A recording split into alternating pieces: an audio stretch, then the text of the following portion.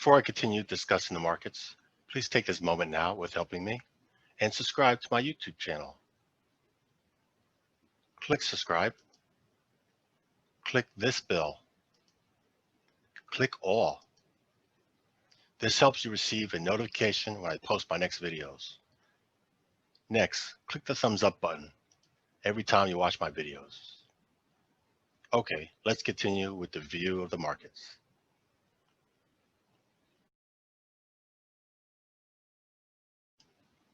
Hello, welcome to another video of Winning Wall Street's Money.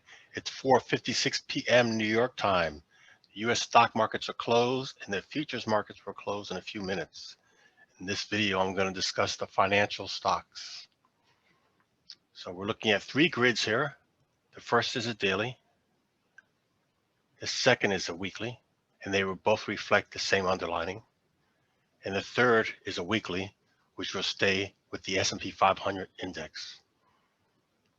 So this is closed already. All-time high for the year, the S&P 500 for the week and the year. And here is the beginning of the year. So we're higher than the beginning of the year. There's the low of the year. Let's look at the US dollar. First, the weekly chart. We're trading down here. Momentum is down. It's bearish. Prices are declining. We're near the all-time low for the year of the US dollar. The all-time high was here, and the beginning of the year was here. Big inverse from the S&P 500. The US dollar is weaker. It requires more dollars to buy products and services. Here's the daily chart. The past several weeks, we've been in consolidation, making lower lows. 30-year US bond offered from the US Treasury. Here's the weekly, closed red for the week, made a lower low. The momentum is down, the prices are declining. As the bonds get weaker, typically the yields go higher and can push interest rates higher. For the daily chart, look at this steep decline since the 6-month period. And for the weekly, we did take out a swing low. This yellow horizontal line was a swing low. We took it out. We also took out this demand zone. Will interest rates go higher, or will they still stay the same? The Federal Reserve could change at any point. It doesn't have to be every Federal Reserve meeting. Maybe it'll be done this year, or maybe it'll be done early next year, or maybe it'll be left alone. This is the 10-year note offered from the US Treasury. Also red for the week, made a lower low, lower high, testing a demand zone. Let's go over to the financials. First, American Express. Here's the all-time high for the year. Here's the all-time low. We are far away from the all-time high, underperforming the S&P 500. Also for the week, we tested a big round number 120, rejected it, and closed below it. We also came into the supply zone where sellers were before. It gapped up for the week into that. You can see right here for the week. These are the past 5 days. Monday, it gapped up. And the last few days, it stayed in that consolidation, which again, this was a prior supply zone. Sellers were there. And sellers did come back in here again around that 120. This stock is not performing equal or better than the S&P 500. I would not be buying it. I would expect some point this gap's going to get filled. You see clearly the gap here. Bank of America, Bravo Alpha Charlie, same as JP Morgan. Underperforming. Here's the all-time high for the year, all-time low. Came into the supply zone, rejected it, and sellers came right in. It didn't even go in all the way in there or go above it. Rejected it. So if you're using this kind of trading platform, as I'm doing, where I manually draw these in, you might have been a seller up there shorting, making money on the downside. Yep. So it gapped up for the week, took out a couple of swing points, these yellow horizontal lines, and look at that rejection.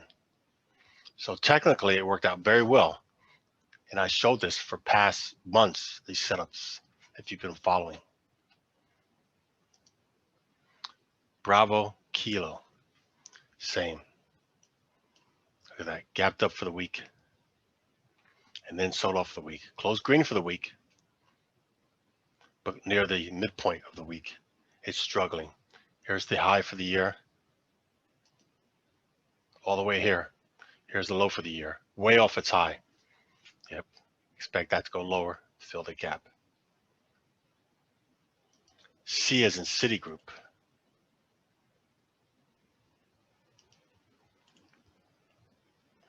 It's doing the same thing. All-time high for the year, all-time low for the year, gapped up for the week, closed green for the week, closed above this consolidation, struggling to that $50 range. Yep, underperforming the S&P 500. Goldman Sachs, Golf Sierra.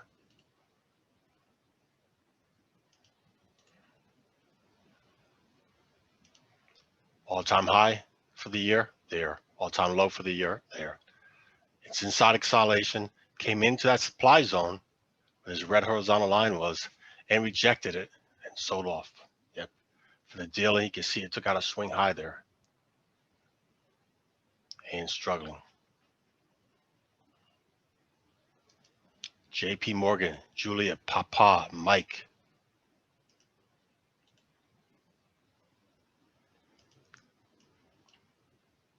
So for the week, it gapped up Monday, took out this swing high, and then sold off, just like the other ones. That was the high Monday, sold off, declined. And you can see for the weekly, went right into this supply zone, rejected it, and closed near the bottom. That's where the sellers were. So if you understand supply and demand zones, because there were sellers here before, where they were going short or closing their profits, some of them that did buy at that point might have done the same thing here. They might have sold their positions they bought there to these people, and then these people got trapped. Now, Mike, Echo, Tango, MetLife.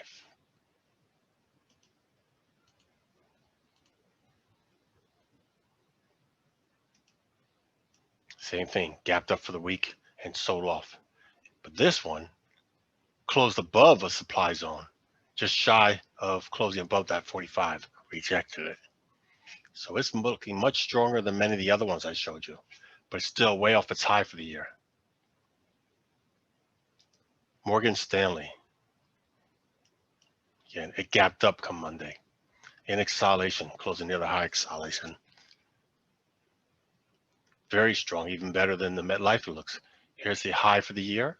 Here's the low for the year. So these two look like the better performing so far, Morgan Stanley, MetLife. Still, they are underperforming the S&P 500. You've been better off buying, trading the S&P 500 index than these two bank stocks as well.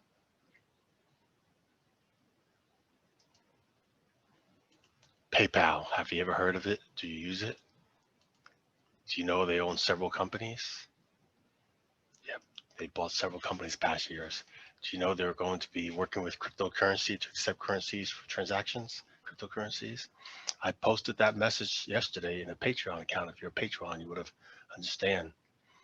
had the access to that. Let's look for the day. It closed red for the day, lower low, lower high. All over the place here. Closed yellow bar, yellow bar. That means inside bar, neutral. Means the high and low do not go above or below the prior.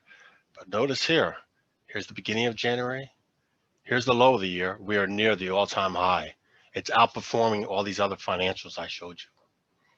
They must have good leadership in their company, making good decisions with their money, their investors' money. It's not as good as the S&P 500, which made an all-time high this week, but they are in a consolidation.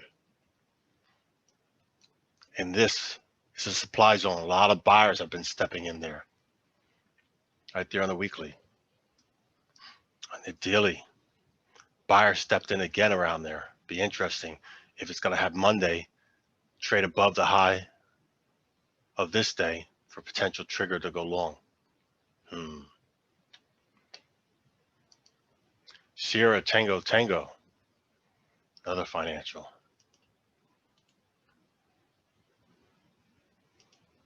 Here's the high for the year. There's the low for the year. Way off it. Underperforming the S&P 500. Came right into the supply zone and sold off. It also gapped up just like the other ones. Uniform Sierra Bravo.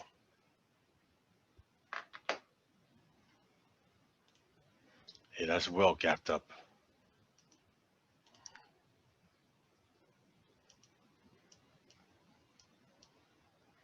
Went right into a supply zone, rejected it from closing above it and closed inside of it.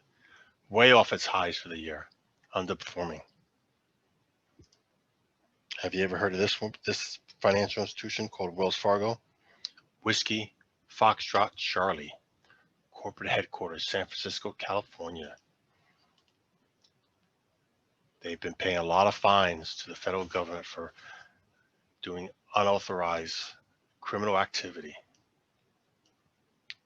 Here's the high for the year. Here's the low for the year. Green for the week, near the all-time low for the year. Yep, it did gap up for the week, rolled back over. Shy of that big round number 25. It's struggling.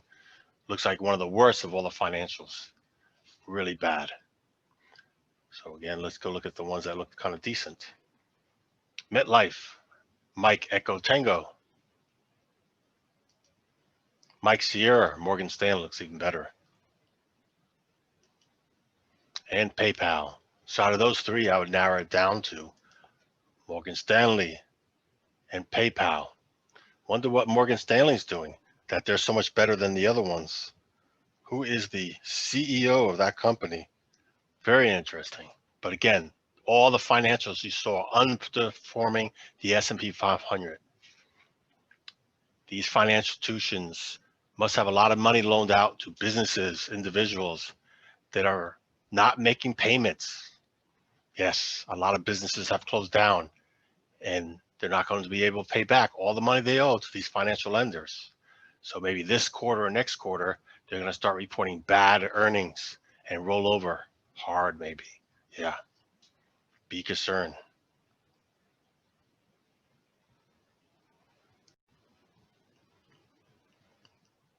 If you like this market information I've shared and want to learn more with greater detail, step-by-step training, I have a Patreon page. I share trade ideas for earning monthly income. Below in the description box, click Show More. Scroll down. This link here, click on it. Take you here to my Patreon page. Select the membership and join. Then you have access to unlock my posts.